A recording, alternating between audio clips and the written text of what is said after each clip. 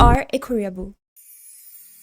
What's up guys, this is Luna, welcome back to my YouTube channel, and today we will talk about the most common issue that we all have. Why do all K-pop fans get called Koreaboos? It's almost as if people have like a Tourette syndrome and they're like, I just can't help it but say it, like, you're a Korean. It's insane. So for those of you who aren't chronically online like me, let me break it down for you. A Koreaboo is basically someone who's obsessed with Korean culture to the point that they behave as if they were born and raised in Seoul, but they can't even find it on a map. But nowadays, people just love to use this word against any creator that does anything related to Korea. Don't you dare! But even simply people that just enjoy Korean culture and music. So what are the actual things that make somebody a Koreaboo or not? I categorize them in three main things, which are makeup and fashion, romantic relationships, and cultural engagement. Korean makeup and fashion have been booming ever since K-pop became popular in the Western. And ever since, there has been this hot topic of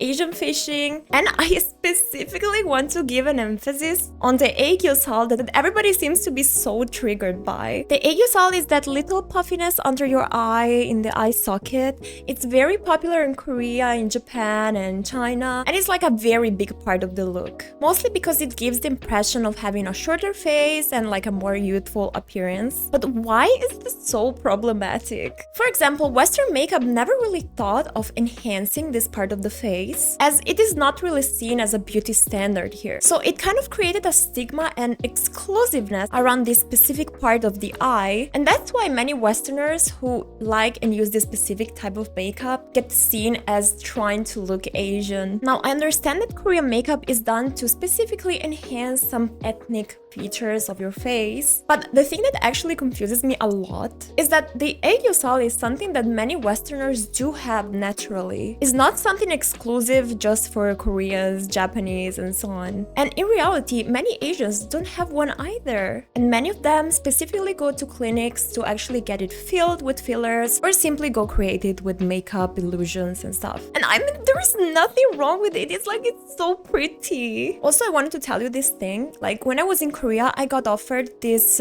soft glam idol K-pop look, and the makeup artist, like I was in Korea, the makeup artist was Korean, you know? And the first thing that she did was automatically to try to enhance my aegyosal, like this socket part. And I want to specify that I do not have one visible. Like, you can only see it when I smile a little bit.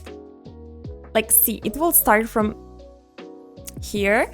While the makeup that I normally do, I just started from the wrinkle that I get right under the eye. Like, it's not where the aegyosal is supposed to be. That made me think, like, if Korean makeup artists don't give a shit about it, like, why do other random people get so triggered about it? Like, can we all just chill? Like, I don't know. So, in conclusion, I think we can all agree that rocking Chinese, Japanese, and Korean makeup does not make you a Koreaboo. But on the other hand, I do think that getting surgeries to recreate other ethnic looks can make you an Asian fisher. For example, getting surgery to eliminate the double eyelid, or like asking people also to address you as a different race and so on. And now, about romantic relationships.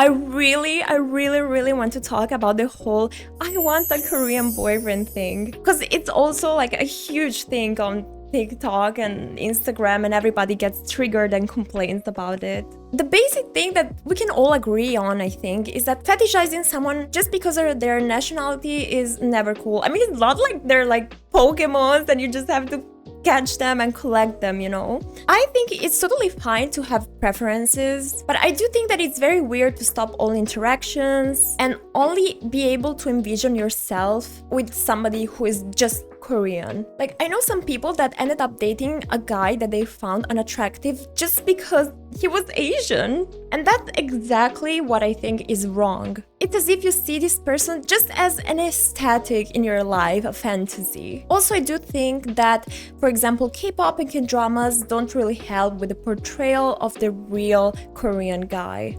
K-pop members and drama actors are set to behave perfectly, to have an impeccable image and be idolized. I mean, that's part of the purpose of their career, you know, getting idolized. And this leads to a lot of young girls and boys to think as if no Korean man can do any wrongdoing in their life and that they're all amazing, which is very far from what the reality is. On the other hand, it's also true that if you like K-pop and like drama and the culture in general, you will end up traveling a lot, visiting Korea, spending time there, studying there, and so on, and that will make it much more likely to meet someone who is Korean. And that's basically what happened with me and my boyfriend, for example. So in conclusion, I would say that having a Korean boyfriend doesn't make you a Koreaboo, but wanting and limiting yourself only to Korean guys and girls does make you one.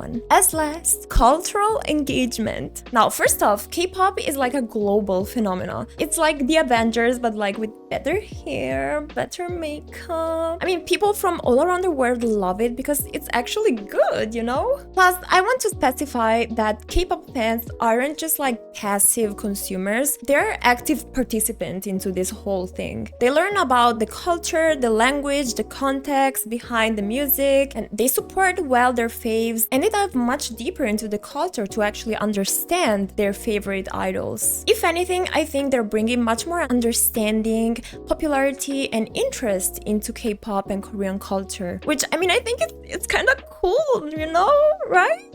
Now, let's get real. Obviously, some people do take it like too far, I think. For example, when like a person suddenly starts inserting in all their phrases words like oppa, 안녕하세요, 진짜, but like in everything they say. I personally find it a bit weird unless you are actively trying to learn Korean well and you're like practicing it a lot and just want to use a lot of words so you can get to know, you know, the use of them, you know. But I still think that just inserting them randomly like that, unless you're actually trying to have a conversation in Korean, it's a bit, I don't know, like, is it just me? I don't know. Either way, back to the core of the conversation, loving K-pop and engaging in Korean culture doesn't make you a Koreaboo. And it doesn't mean that you're appropriating the culture. It's more like appreciation. It's not assimilation, which are very different. It's almost the same as, you know, how loving pasta doesn't make you an Italian,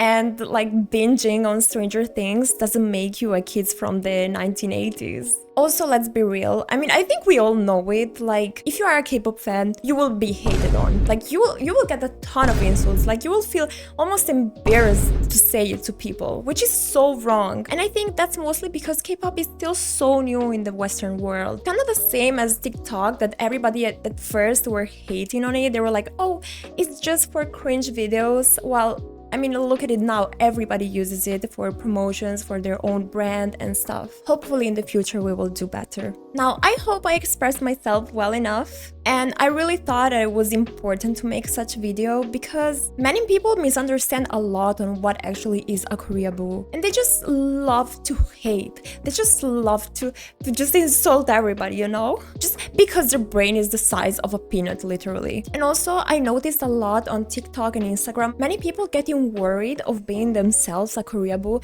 just because they like the simplest things, and they were like so worried, like, oh my god, am I Koreaboo if I like this drama? Am I a Koreaboo if I like to attach my eyelashes together? Am I a Koreaboo if this and that? Which are the most stupid things. Like, you should never worry about such thing. Such a stigma has been created around it, such fear, that every little thing makes you think that you can become one. Either way, this is all for today. Hope you enjoyed watching the videos. Let me know your opinions down in the comments, and I hope you enjoyed this new type of videos. So let me know if you want to see more. Thank you!